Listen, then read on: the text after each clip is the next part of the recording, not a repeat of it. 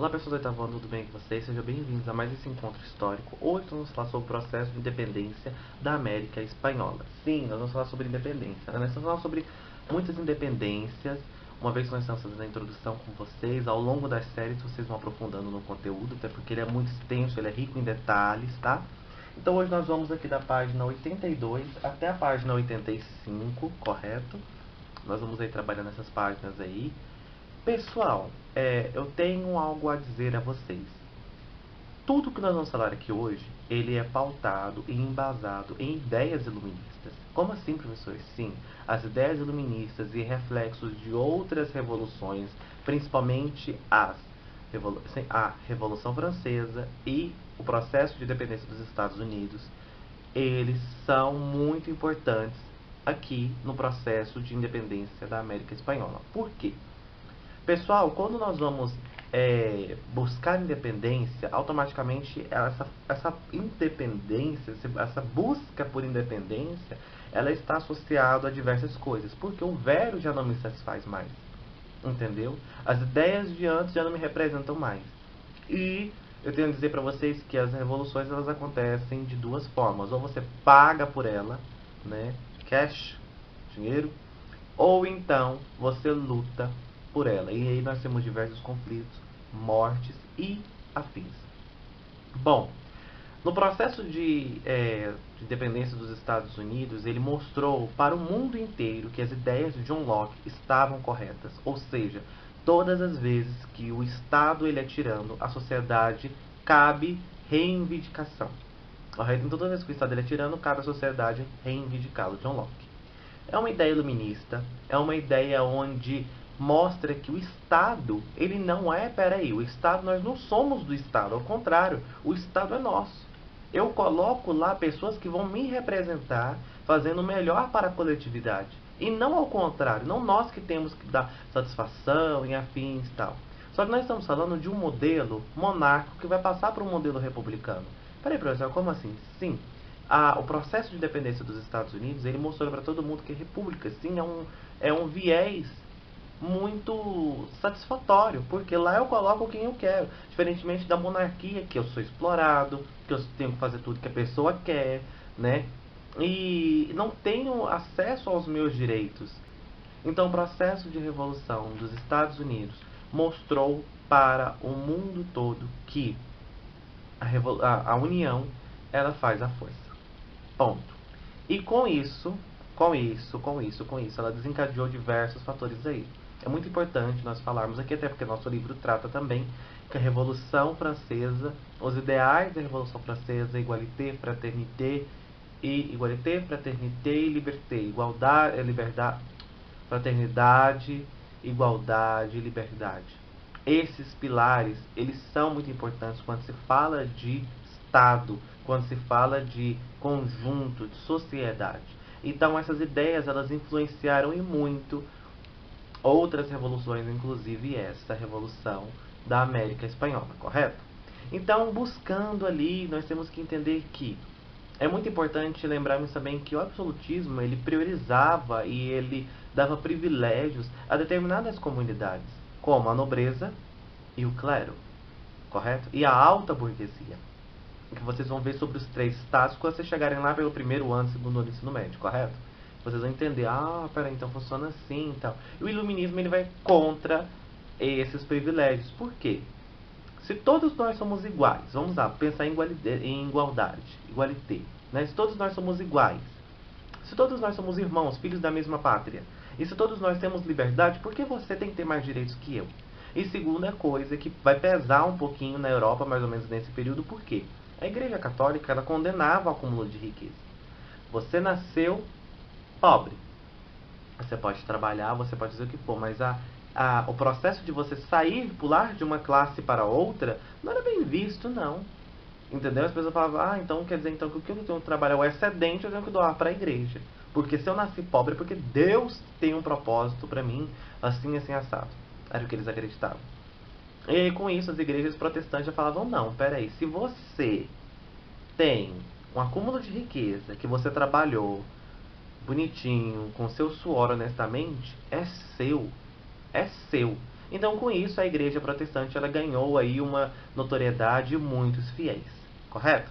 Então, é basicamente esse o processo aí. As pessoas elas começaram a se questionar na América Espanhola, entendeu? Começaram a se questionar. E aí as pessoas que estavam no poder aí, elas pensaram o seguinte: eu tenho duas opções, que basicamente quando algo começa a se manifestar lá longe, você pode ter certeza que uma hora ou outra ele vai bater na nossa porta. O coronavírus está aí, né? Só citando uma realidade idiota para vocês entenderem que, peraí, começou lá na China e já veio aqui pro Brasil.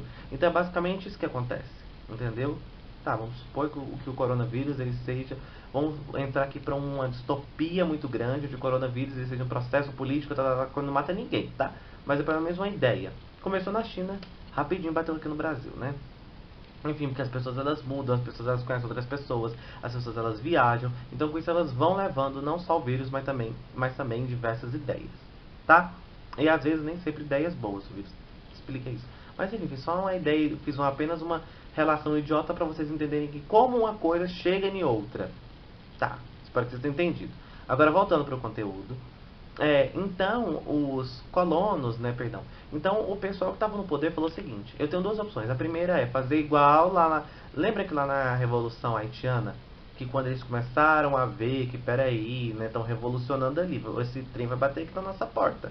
Essas ideias vão bater aqui. Então, o que nós vamos fazer? Vamos dar dois tapinhas nas costas do pessoal e nós vamos fingir que nós estamos do lado dele, nós vamos parar de pesar a mãozinha aqui, nós vamos dar umas regalias, muitas regalias, né, entre bastante aspas, né, para eles entenderem que nós não estamos contra eles, mas sim perto deles, próximo deles. E aí com isso nós vamos ganhar então nós vamos atrasar esse processo, então esse processo não vai acontecer com a gente, nós estamos do lado dele. O que o pessoal fez na América Latina? Nas Américas Latinas eles começaram a oprimir cada vez mais.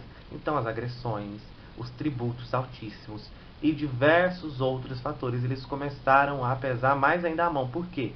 Eles pensaram o seguinte: se eu for firme ali, ó, se eu saber onde que vai cada centavo, se cada ideia eu tiver controle, então isso não vai acontecer aqui.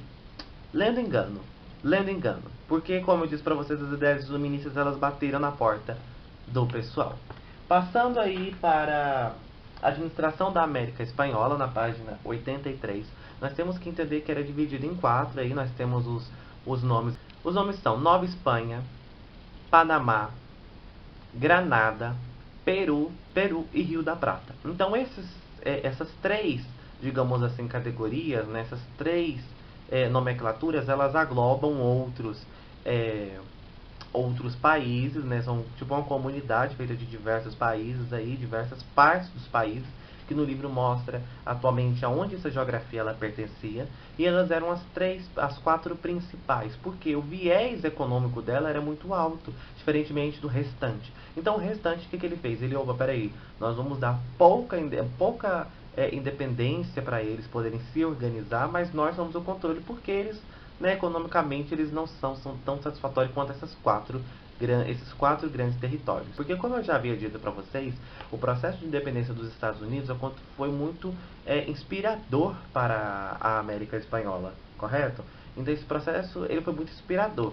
Com isso, muitos começaram a se reivindicar os seus direitos. Um exemplo deles que o nosso livro traz aí é a elite crioula. A elite crioula falou assim, peraí, por que vocês dão um aparato político, uma visibilidade política para digamos assim, as pessoas que nascem na Espanha e não nós que pertencemos à elite? Se nós somos colonos, se nós somos, enfim, tal, nós moramos aqui também, nós também temos que ter o mesmo viés político. Só que aí entrou uma jogada, né, uma peça a mais no tabuleiro, onde as pessoas elas não contavam, que foi o que? As guerras napoleônicas. Sim, as guerras napoleônicas começaram, né, ali a entrar no território espanhol, e aí com isso a Espanha ela ficou ocupada. Nesse período, então a elite crioula falou assim: nós vamos fazer o seguinte, nós vamos dar um apoio para eles, nós vamos falar que nós estamos com ele, tá? E com isso nós vamos ganhar algumas regalias. Foi o que aconteceu. Conflitos mais tarde, um outro período, como diria Nicolau Maquiavel, né? Quando eu faço uma promessa, é um tempo. Quando eu vou cumprir, já é outro tempo. Então, com isso, algo pode mudar. mudou. A elite crioula falou assim, não, você quer saber de uma coisa? Assim que quando a espanhola resolveu a Espanha resolveu esse rolê aí e tal, a elite crioula falou assim, não, você quer saber de uma coisa? Nós agora queremos o poder. Nós não precisamos de você para governar, entendeu? Então é isso que aconteceu, alguns conflitos, e eles começaram a lutar e pedir por independência. O padre Miguel Hidalgo, ele liderou aí fez um grupo de pessoas contendo aí poucos crioulos, mas uma quantidade significativa de indígenas e mestiços.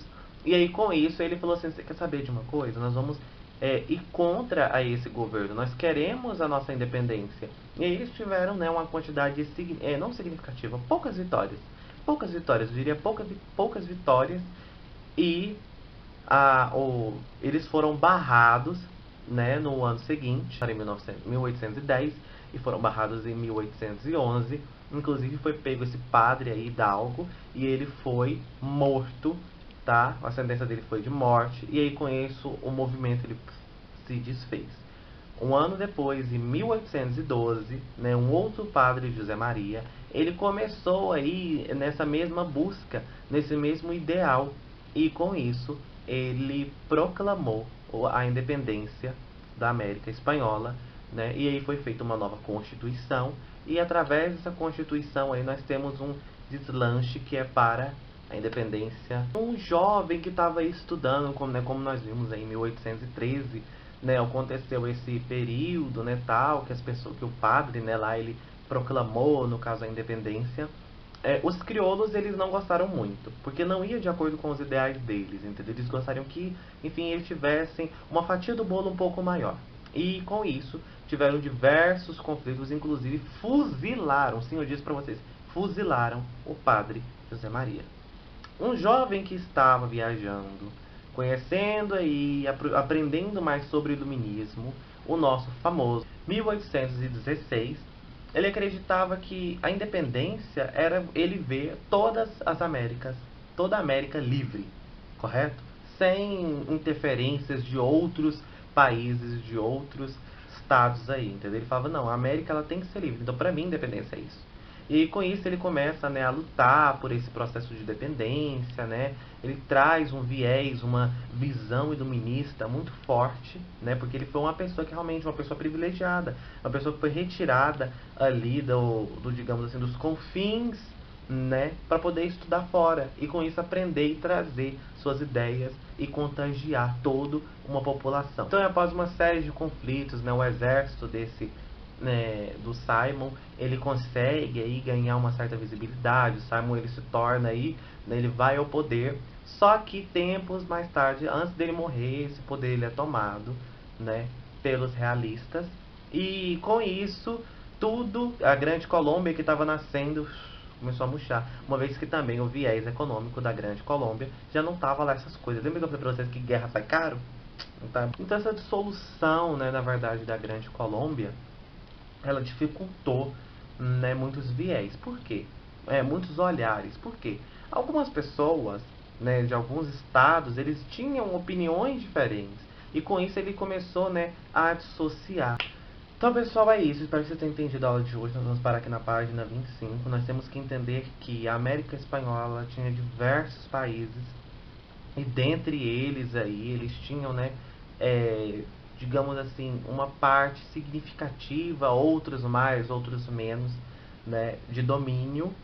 E o que Simon, né, ele acreditava era que ele queria ver toda a América livre, entendeu? Sem interferência, sem ser colônia de ninguém. Então isso é muito importante. Nós vamos finalizar nossa aula aqui. Nas próximas aulas nós vamos falar por aqui sobre o Peru, sobre a Argentina e outros países, tá? Sobre outros processos aí de revoltas, de independências, continuando nesse viés aí de independência, ok? Eu te vejo aqui na próxima aula. Tem 3 questõezinhas básicas para você responder aí da página 85, correto? Inclusive uma eu já falei muito aqui que tem a ver com Simon, o que Simon acreditava sobre independência, correto? Eu vou deixar lá no campo para vocês darem uma pesquisada. Um abraço para você e tchau, tchau.